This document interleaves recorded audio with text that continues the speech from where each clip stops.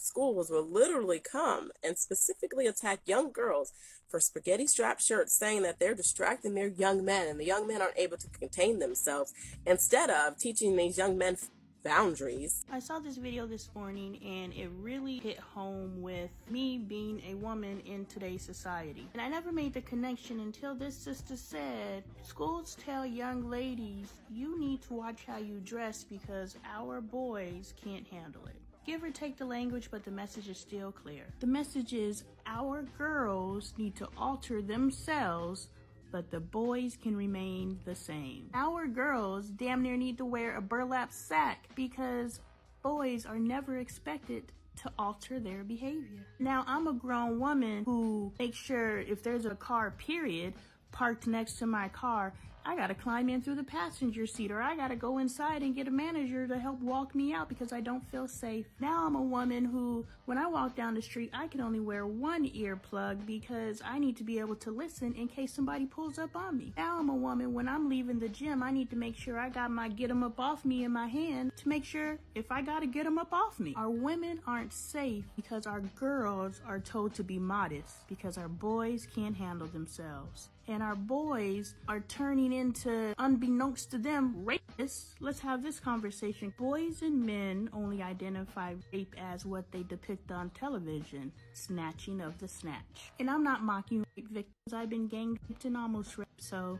me too. But Dre and I go back all the time because one, he doesn't understand how a husband can rape a wife. And two, he doesn't understand how coercing a female into sex after she's already said no is a form of rape. Men don't want to be told no. They want you to feel how hard it is. You gonna leave me here like this? And that's supposed to be enough for you to say, okay. No, I don't want to fuck you, okay? But men don't understand that. And even if a female eventually does give in, even though she said no, it's because it was easier to give in. It's not because she wanted to have sex with you.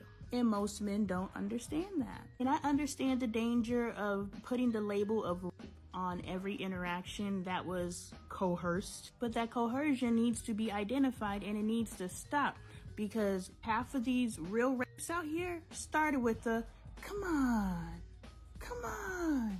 you know you want it. No, the fuck I don't. We have to teach our boys that no, the first time means no. Coercion means no. If you have to, come on, a girl into fucking you, she doesn't want it. It's not going to be enjoyable for her.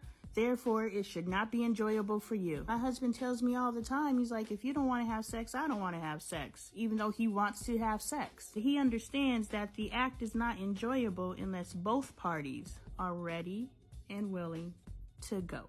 So stop teaching our boys that it's okay to be boys. It's not. Telling little girls to change the way that they are dressed so that little boys are comfortable is teaching little boys that they can take advantage of girls whenever they want to. Why? Because her spaghetti strap made me do it. Her dress was too tight. Her breasts were too large. I couldn't contain myself. I just channeled my inner Crystal Beasley. But real talk, adults, do better. Our boys and our girls, our future men and our future women are dependent on you no longer protecting boys by shaming girls. Black girls over the age of 5 are only getting about 1 hug a day on average. So definitely go watch that full video because Mr. Man fed my spirit. He really helped me identify a lot of the issues I have with touch in that one little video. So definitely check it out. Because I grew up in not only a touchless household, but a silent household. Maybe one day I'll address the silent household, but it definitely affected me. Yesterday I watched a video that stitched the original video that is before my video. And it made me realize that I am victimizing my children. And I know that's inflammatory language, but let's call a thing a thing. I think if we start saying the harsh language instead of the warm and fuzzy stuff that makes us feel okay with our dysfunction, we'll actually start working to correct the things that will benefit not only our family unit, but our children as they progress into adulthood. So heck yeah, I'm victimizing my kids, but I'm choosing to do better. It made me realize that my youngest daughter and my oldest daughter, I never hug them. And I remember hearing a statistic before where it said black women rarely, if ever, hear I love you from their mothers, and they rarely, if ever, get hugged by their mothers.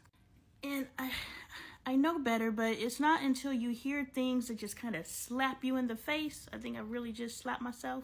I caught them lips, y'all. Those things that just slap you in the face and make you like, oh, dang. As much as we think we know, we don't know nothing. All right, I'll speak for myself. I don't know nothing. And I realize I'm reserving all my hugs and my touching for my littles. Because hugging and touching is part of the little experience. When my girls were little, I touched them and hugged them. I didn't touch them. I hate that word. I was physically present for... Lord Jesus, y'all know what I mean.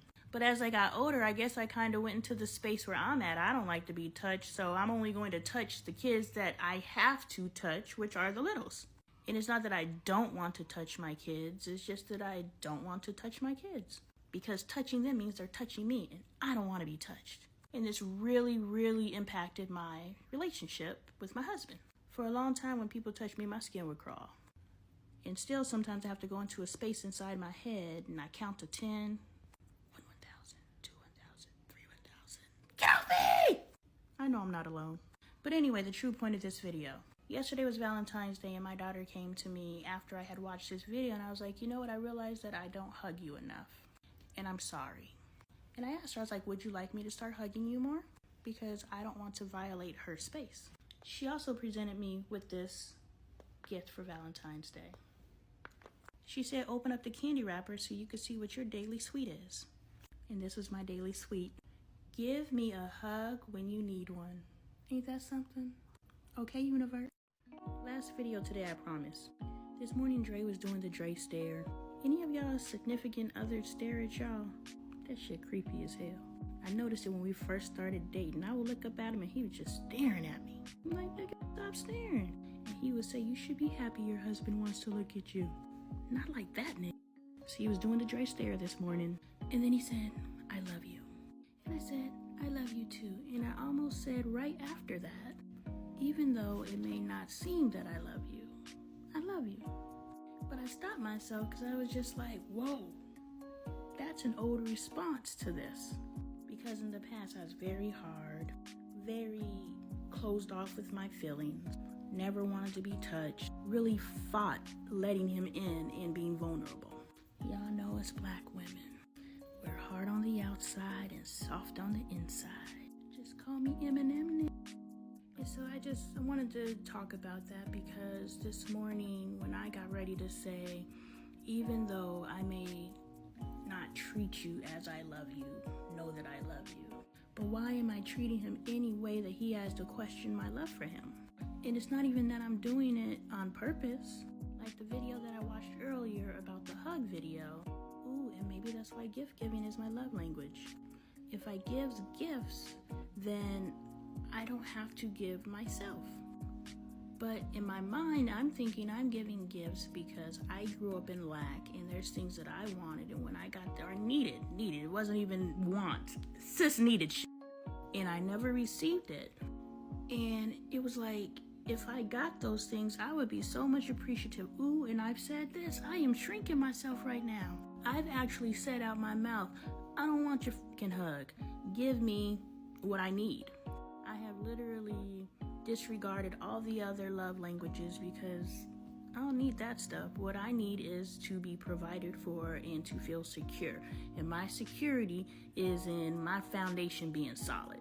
Because when I grew up, my foundation was shaky as But yeah, I'm unlocking a lot of stuff. See, the things that I'm unlocking, I'm finding a lot of people out there are waking up at the same time. And I've often said, when it hits me, it's hitting. So I'm not surprised that I'm seeing a lot of people talking about healing the family, healing relationship, because of the way that we have historically raised our children is really messing up our adult lives.